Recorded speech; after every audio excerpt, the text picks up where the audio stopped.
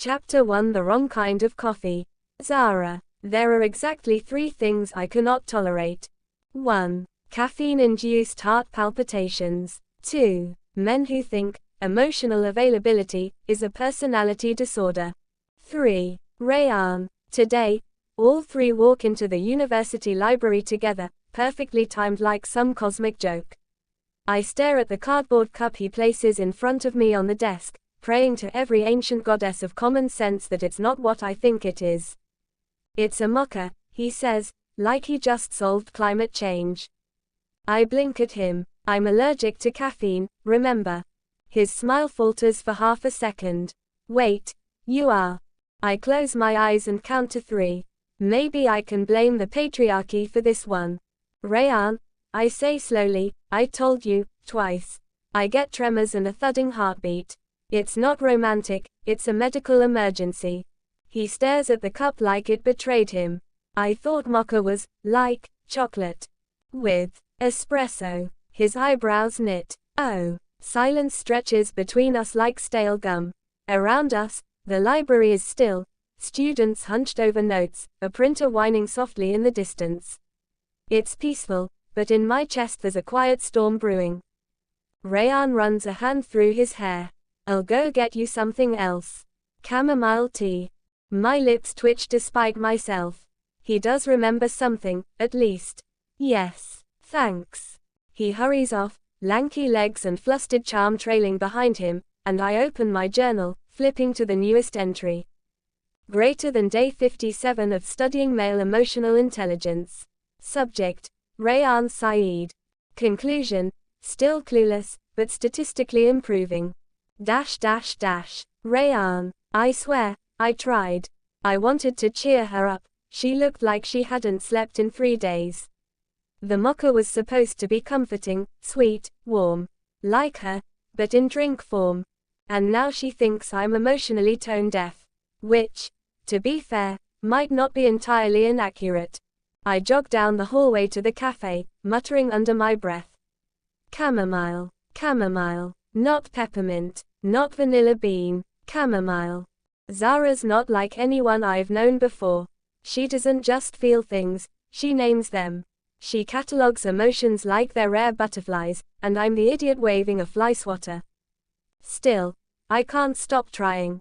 Every time she rolls her eyes at me, it feels like a challenge. Like maybe if I just listen harder, look closer, I'll finally figure out what she's not saying out loud.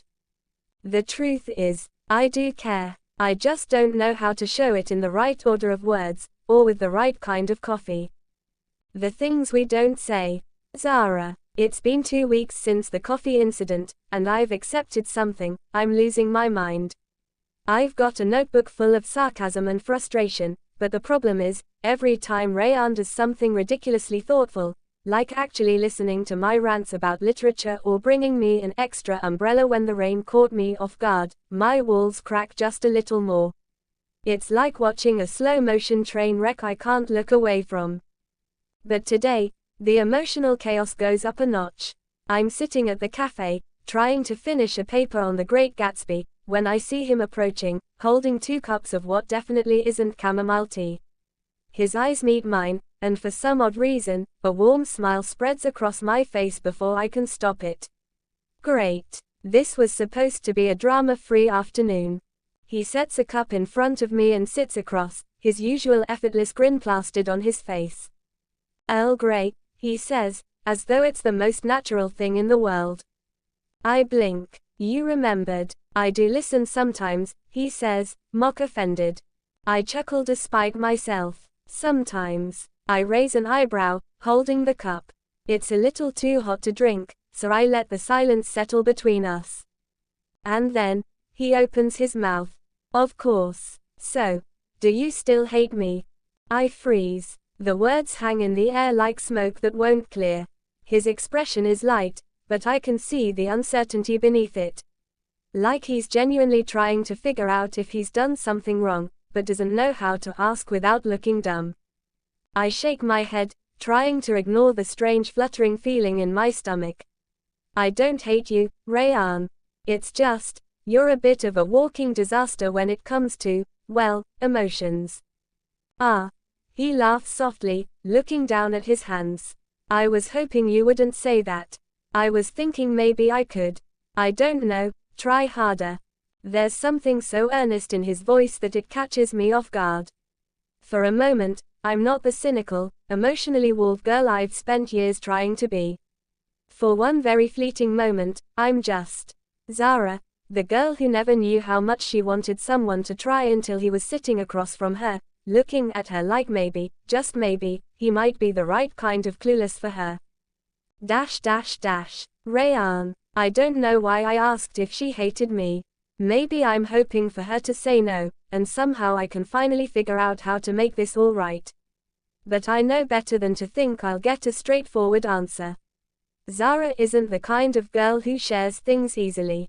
She hides her feelings behind books, behind sharp, sarcastic humor, and the fact that she doesn't throw something at my face after all my blunders, well, I'll count that as progress.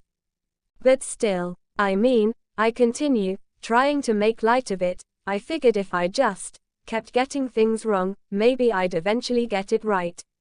She raises an eyebrow, her lips curling into a half smile. That's a risky approach. I've always been a risk taker. Her smile widens, just a little, before she looks away.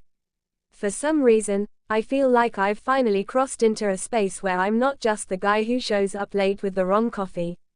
It's strange, but nice. I can't help myself. So, what's your deal, then?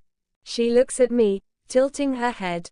My deal? Yeah, you've got this aura. Like you don't need anyone, but you let people try anyway. Zara shifts in her seat, looking down at her cup like it's suddenly the most important thing in the world. People can try all they want, she says softly. Doesn't mean they'll get anywhere. That stings more than I expected. I want to say something, to fix whatever I've just broken, but the words elude me. Instead, I sit back in my chair, waiting, watching her closely. She stares at her half-empty cup. Why do you even try, Rayan? Her voice is quiet, almost uncertain. I hesitate, then answer, almost without thinking. Because I think you're worth the effort. She looks up at me, her eyes catching mine. For a moment, the world stops spinning. She blinks, like she didn't expect that answer. Then, just as quickly, her expression hardens again. Maybe you'll understand someday. And that's when I know, whatever this is between us, it's not just about getting it right. It's about finding something we're both willing to risk for. Zara, the worst thing about Rayan isn't that he forgets things. Or that he talks like he's reading from a half-baked self-help podcast. Or that he still doesn't understand that I don't like surprises. No, the worst thing about Rayan is that sometimes, he gets it right. And I hate how much I notice. It's not even dramatic things. It's stupid, little details, like how he never interrupts when I'm thinking, or how he walks on the side closest to the road without making a show of it. Like how he knows I prefer silence over filler words, or how he never pushes when I get distant. It's these soft, quiet things. The kind of things someone only notices when they've been watching a little too closely. And now it's me watching him. I catch myself doing it in class, in the cafeteria, in the library. Watching his hands when he sketches, the way his mouth twitches when he's trying not to laugh, the way he always looks like he's halfway between staying and leaving. I shouldn't care, but I do, and that's the problem. So when he texts me, greater than, hey, I have something to show you. Library, 4:30. I stare at the screen for a full minute before replying. Greater than, fine, but if it's a spider, I'm walking out. Rayan, she came. She always does, even if she acts like she doesn't want to. Zara's the type who says, I'm not interested, with her words, but I'm trying so hard not to be interested, with her eyes. She's already there when I arrive, hoodie pulled over her hair, glasses slipping down her nose, one leg curled under her on the chair like she's not in a public space. Her fingers are tapping a rhythm on the table. Nervous. Or impatient. Or maybe she's just trying not to look at the door. She does, though, the second I walk in. I slide into the seat across from her and hand her a folded sketchbook. Here. She looks at it like I've handed her a bomb. What is this? Just open it. She does. Inside is a rough pencil sketch of a bookstore. Not just any bookstore. Her bookstore, the one she mentioned once in passing, saying she'd want to own one someday, with string lights, overstuffed chairs, and a bell on the door that sounds like laughter. I added the string lights. I even drew the stupid bell. For a moment, she's quiet. Too quiet. She closes the book softly and slides it back across the table. Her voice is calm, but her eyes, they're stormy. You remembered that. I remember a lot of things. Why? It comes out harsher than I expected. Her eyes narrow. Why are you doing this, Rayan? I blink. Doing what? This. The thoughtful sketch. The weirdly observant things. The remembering. You don't even like talking about feelings, so what's this supposed to be? She looks angry, but beneath it, there's fear. Not of me, of the answer. I lean forward. Maybe I don't know how to say things right, Zara. But I feel them. She flinches slightly, not visibly, just a shift of her shoulders. But I see it. I'm not asking you for anything, I add quickly. I'm not expecting some big, romantic realization or whatever. I just thought you should know that I see you. Even when you think no one does. She stares at me. Then, finally, she whispers, "You're going to ruin me, Rayan." And she gets up and walks out. Quiet isn't always peace. Rayan. It's been 4 days since she walked out. No texts. No eye contact in class.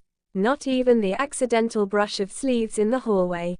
She's gone radio silent, and I'm stuck refreshing our last conversation like it's a broken playlist on repeat. Greater than, "You're going to ruin me." I keep thinking about the way she said it, not like an accusation. Not even like anger. It sounded like grief. Like I'd touched something inside her she'd kept locked away for years. And now, she doesn't know how to close the door again. Maybe I shouldn't have drawn the sketch. Maybe I shouldn't have tried. I've always been better at actions than words. I thought maybe if I couldn't say what she meant to me, I could show her instead. But now it feels like I messed it all up. Again. I stare at my phone, thumb hovering over her name. Greater than typing. Hey. Delete. Greater than typing. Are you okay? Delete. Greater than typing. Do you hate me now? Delete. Delete. God. Why is it so easy for her to make silence sound like punishment? And why do I feel like I deserve it? I head to the sketch room after class, hoping the quiet will help. It doesn't. Every line I draw reminds me of her. Sharp eyes, soft mouth, walls like armor, voice like glass that cracks when she's trying not to cry. There's a half-finished portrait of her in my sketchbook. I didn't mean to draw it. It just happened. Her outline showed up when my mind was supposed to be somewhere else. Like it always is. A breeze hits the windows and one of the pages flips. Underneath the sketch, I'd scribbled. Greater than, some girls don't ask to be saved. They just want someone who won't leave. I tear the page out. Crumple it. Miss the trash can by a mile. Back in my dorm, I lie on the floor. Lights off. Headphones in. My roommate's gone for the weekend, thank God. I scroll through our old messages. Most of them are sarcastic, dry, harmless.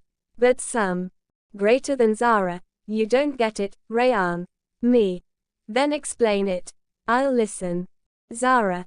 Listening isn't the same as understanding. I thought I was getting closer. I thought I was finally learning her language, one filled with silences, boundaries, looks that lasted too long. Now I wonder if I only got close enough to make her run.